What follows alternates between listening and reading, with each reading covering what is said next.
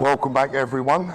You join me in the lanes in Brighton today for an interesting little conversation and topic, because I think 2024 and the rest of 2023 is going to be a very interesting time for the watch community for a number of reasons. And I think the biggest reason is, or the biggest question is, will the authorised dealership world and the world of snobbery that surrounds it, and when I say the world of snobbery, I'm going to give you an example in a moment, will it survive the new era that is quite clearly heading our way in the watch business?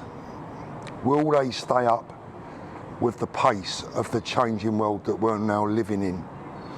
And I think they're going to have to. But let's discuss.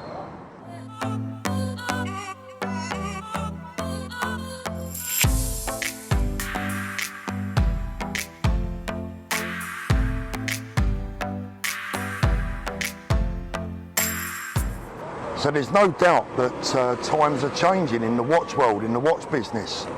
Prices have fallen significantly. All of a sudden, demand is not what it once was, and the supply seems to be increasing, although the manufacturers would like to try and make you believe otherwise. Watches are now suddenly appearing across all brands back in the window, some available at list price. Rolex and their authorised dealers, for whatever reason, are continuing with the farce of exhibition only, and I'm going to call it out for what I think it is. I think it's an absolute farce, a market employer strategy aimed at duping you, the honest watch buyers out there. Exhibition only in 2023, are they having a laugh? Half of their watches right now, I don't know about half, but a big percentage of their watches now, they can't sell.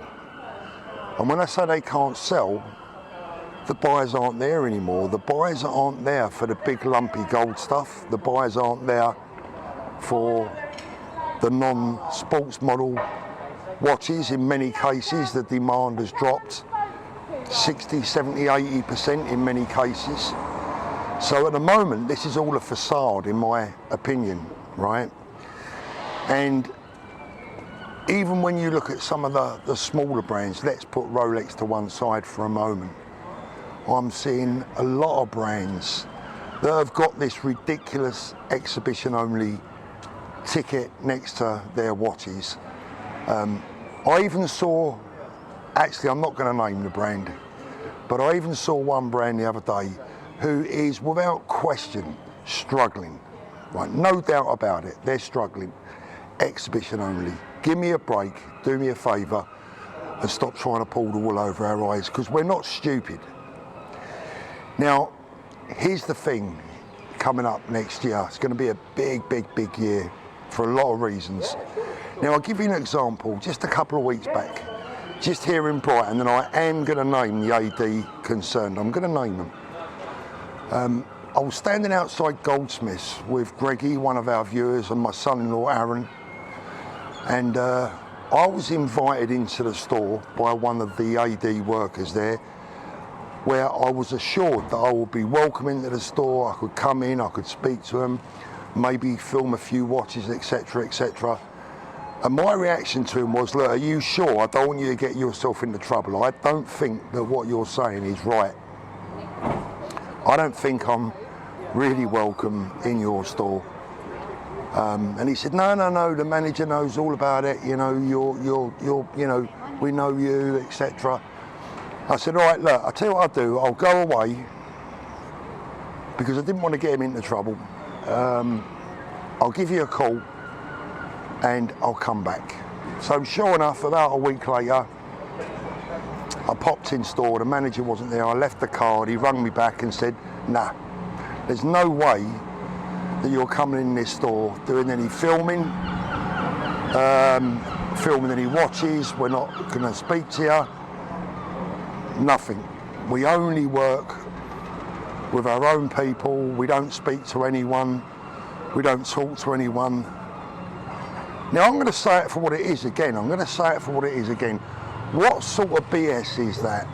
What business in the world? Can you think of any other line of business, any other industry, any other trade that would turn away one of the UK, at least, one of the UK's largest watch YouTubers that would clearly be good for their business? You only have to look at the wonderful people at Omega in Oxford Street, the lovely relationship I have with those guys.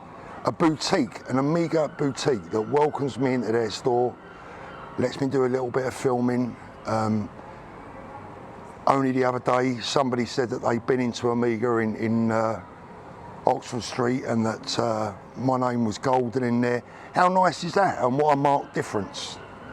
And then you've got a small branch of goldsmiths in Brighton that won't have anything to do with me.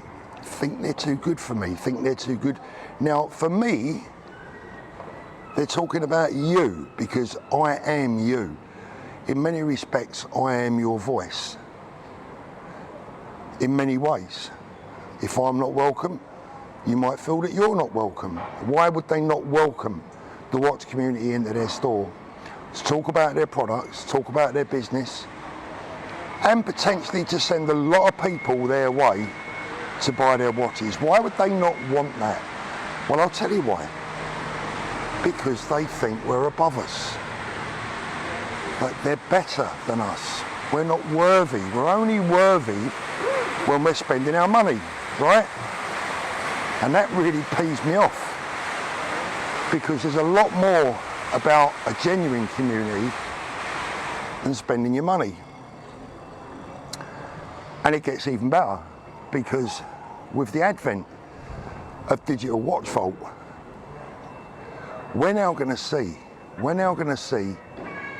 through all the talk, through all the hype, through all the snobbery and the narratives, and we are going to find out who really cares about you, your watches, your safety, your money. We're going to find out. We're going to see who's too good to be helping you, who's too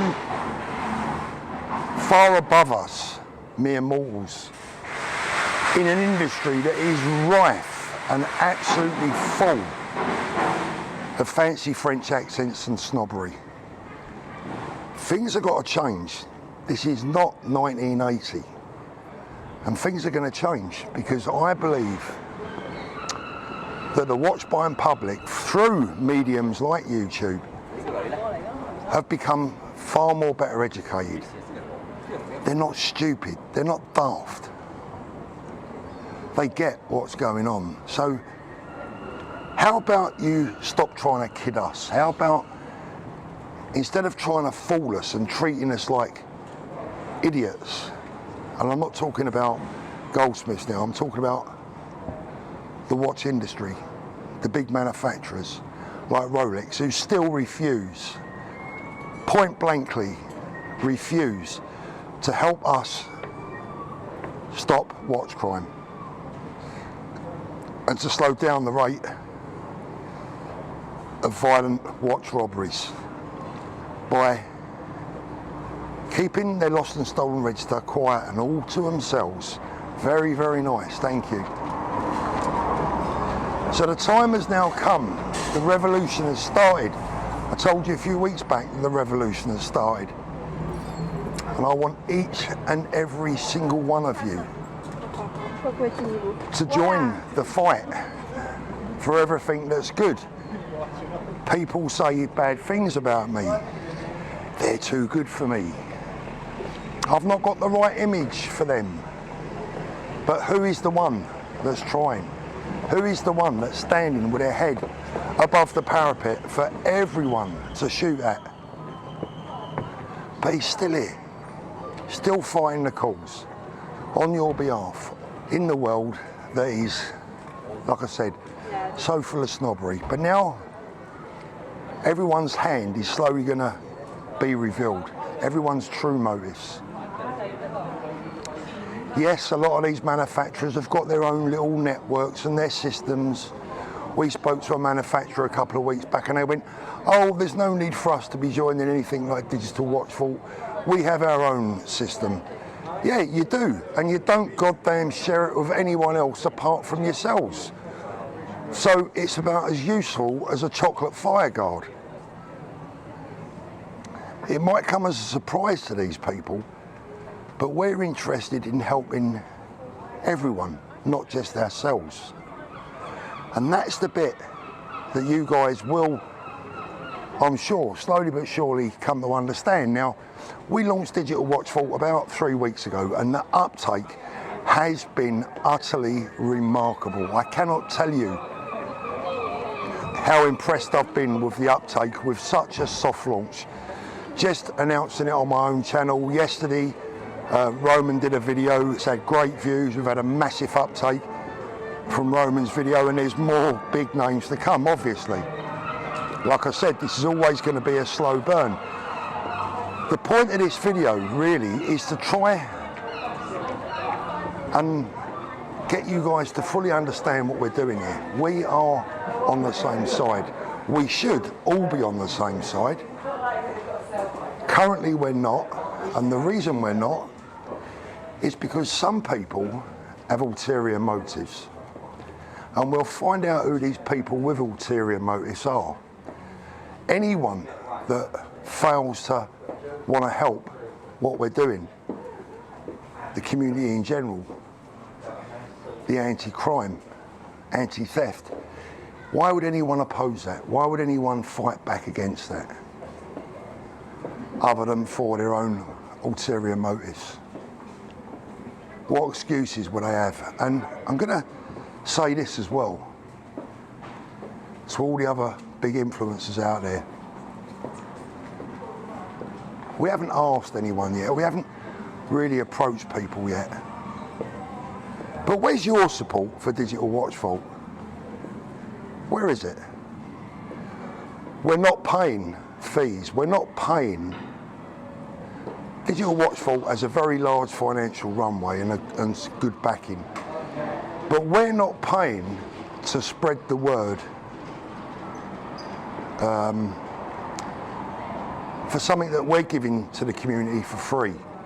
We expect and would appreciate people's support from their heart because they know it's for the good of the community.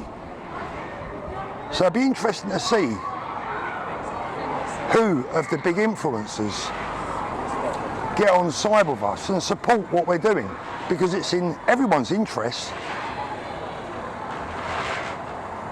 Or is it about the money?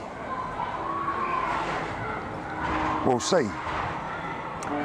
And don't take me wrong, that's not a thinly veiled, you know, some kind of thinly veiled threat. It's just a fact, it's just the way it is. I know, and you guys know me, if you watch my channel long enough, if something good comes along that is for the benefit of the community, whether it pays me or not, I'm the first to talk about it, I'm the first to talk it up. Because I know it's for the good of everyone. But we'll see now, we'll see who else in the watch space shares that philosophy. Or is it all just about the money? Because it appears that way for some of the snobbery, authorised dealers, Geneva World. There's two halves of our hobby, isn't there? There's the kind, fluffy, friendly, everyone gets on side of our community. We all talk, share ideas, help each other out. And then you've got the, what I call the Geneva side, the fancy French accents, the suits and the ties and the, oh, we can't possibly speak to you. You've got that side. Well, things are changing. And I, for one, will not stop until we get what we want and what we deserve. And what we deserve is recognition. The first thing that all of you guys out there, every single one of you watching this video today that wears a watch, that has spent their money on a luxury watch brand, or any watch for that matter, you deserve recognition for being a customer. Rule number one in any business, the customer's always right. Rule number one, treating us with contempt, because that is what's gone on now for a number of years. We've been treated with utter contempt, and it has to stop. Let's have some recognition. My appeal to all the authorised dealers, to all the manufacturers is, look, we're not your enemy, we're your friend. Open your doors to us. Open your hearts and your minds. What are you frightened of? Are you frightened of the truth? Are you frightened of being revealed for something that isn't quite what you portray? I don't know what you could be frightened of. We all sing from the same watch-loving song sheet, or we should do. Right guys, that's it for today. As always, if you enjoyed this video, please give me a thumbs up. If you didn't, you can give me a thumbs down. Either one will do. And as always, thanks for watching. We will speak again soon. All the best. Target locked.